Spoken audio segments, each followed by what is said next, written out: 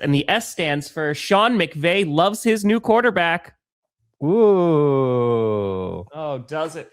I think they're going to be bestest friends. I think after that press conference, man, it just McVay cannot wait to coach up Ty Simpson because, man, just a lot of love and admiration in that room, especially, again, coming from Sean McVay and just how thrilled and happy he was. I think the greatest thing is, Brandon, is now I get to watch another team do this and go through the exact same conversations that Packers fans have gone through, not once, but twice when they drafted Aaron Rodgers. And then, of course, when they drafted Jordan Love. And I'm just like, hey, I've seen this film before. I know this one. Yeah, I have gone back and forth on what I think about Sean McVay and his body language, his verbiage of the Ty Simpson pick. And I think initially it was like, whoa, what a great fit for Ty Simpson. This is awesome for Ty Simpson. Sean 100%. McVay must love Ty Simpson. It seems like Les Snead loves Ty Simpson and his family. Yeah. And I think that's okay too. I think like Les Snead has a pretty damn good track record of drafting. And the Rams also, because one thing that was, kind of blowing up this morning was that Ty Simpson has never spoken to Sean McVay, but correct. That's kind of how they do their whole draft process. Yeah. He doesn't meet a lot of people. He doesn't go to the combine. So that's not odd. I think partially I think Sean McVay didn't really believe that they were drafting Ty Simpson until yesterday. And it was like, okay. And he called Matthew Stafford. And I think part of it is him trying to not sound excited about a quarterback with Stafford, coming back. And he said he would keep the conversation between him and Stafford, between them. Yep. So maybe Stafford wasn't thrilled about it. And that's just guessing. But for Ty Simpson, it's great. For Ty Simpson, like to see the Rams get a weapon there? Yes. Sure. Offense or defense. Yep. I kind of wanted to see him go Ruben Bain and just add another monster on their defensive line. But sure. Yeah. And then he said he's going to come in and compete with Stetson. He's just like, he's going to be competing for the backup spot. So that's it. Like, he was just very quick. Like, Les Snead is going on. He's like, I'm from Alabama. And you lose that first game and the sky is falling. But the way that he persevered, the way that he rose through adversity, I think that speaks a lot to the quarterback. And Sean McVay's like, yeah, he'll compete with the backup. Yeah. What I want to know, okay, TMZ, whoever, I want to see the photos of Dan Orlovsky and Les Snead, Tom. I want to see Dan Orlovsky's like vindication. Yeah. What I'm saying is I think Dan Orlovsky and Les Snead are having an affair. And that's why Orlovsky was so confident to be high on Ty Simpson when nobody else was. I mean, right on clickbait, they came out like right as we were about to leave. They're just like, Ty Simpson can go real early in the first. And I think that talking to some Rams fans, I think for the Rams, if you want to go off the branch of thought you were just talking about how much of a good fit this is for Ty Simpson, makes all the sense in the world, right? Matthew Stafford, is he going to come back? How long is he going to play? He wins MVP last year. He says he's going to come back. But at most, the thought is Matthew Stafford's going to be on the Rams for another year, maybe 2 years, right? Somewhere around there. It just seems like the sun's getting real low cap.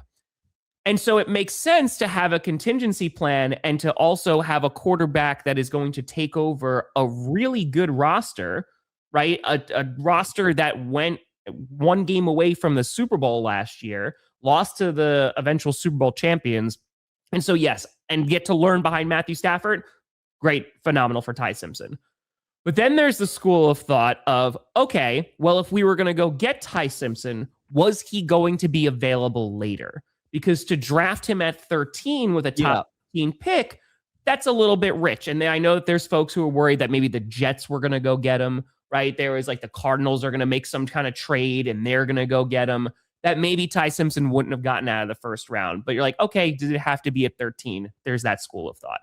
Then there's the school of thought of, well, this team was one game away from the Super Bowl and could use a player to put them over the top because it's not the end of the first round, right? It's not like maybe we're just going to go get a guy and he'll be able to contribute. It's a top 15 pick. And I think that there were guys on the board, maybe even like a Ruben Bain, who could have contributed right away, that maybe that's what gets him over the top and gets him to the Super Bowl this upcoming season. And I get either one, because again, like, these are the exact same conversations that Packers fans had when they drafted Jordan Love. Sure. They drafted Aaron Rodgers, because are you looking towards the future or are you looking here? The difference between the Packers is, one, Jordan Love was a little bit later, right? And same thing with Aaron Rodgers. He was supposed to be number one overall. They were either going Alex Smith or Aaron Rodgers. So there's some differences there. But I think also the biggest difference is when Love got drafted, they just go to the NFC Championship game. Rodgers had an okay season. Like, it was not Aaron Rodgers-esque. That's the one where they got run over by the 49ers and got like blown out in the NFC Championship game. This is before he won back-to-back MVPs. So I feel like there are some significant differences, because Matthew Stafford's play was at an incredibly high level. He won MVP. And now with the 13th pick, you're going quarterback to just build for the future and not help this team right this second. So I can understand the frustration as well. It's just like, I get both. I think it's a great thing for Ty Simpson, and it could work out really well. But for the win now folks, it's like, what the hell are we doing? Yeah, I might be doing a 180 on it, because last night I liked it. I was like, you know what? The team I trust is the Rams. I think Sean and Les had different opinions on what they should do there, and Les won out. I think so. And the Rams, they have more draft picks, right? They're going to add some more players. It's not like they're not adding anybody. And it all comes down to what you think philosophically on what you should do, how you should do it. But in terms of like success rate, right? We'll use like Jordan Love for an example there. When teams draft their quarterback successor, I think you got to look at, like, did those teams win a Super Bowl while they still had their young or their aging quarterback? Sure. And then did they win after with their new quarterback, right? Like, that's where you got to study this to see if it works. And the Broncos, when they signed Peyton Manning, they drafted Brock Osweiler. Wasn't in the first round, but like, they won because they went all in to give Manning weapons. And you would look at the Rams, acquiring McDuffie, and they've done a lot this offseason. So it's tricky. And I think you're going to be watching the players that went after Ty Simpson. Yes. To measure, whether or not this was a smart move for the Rams.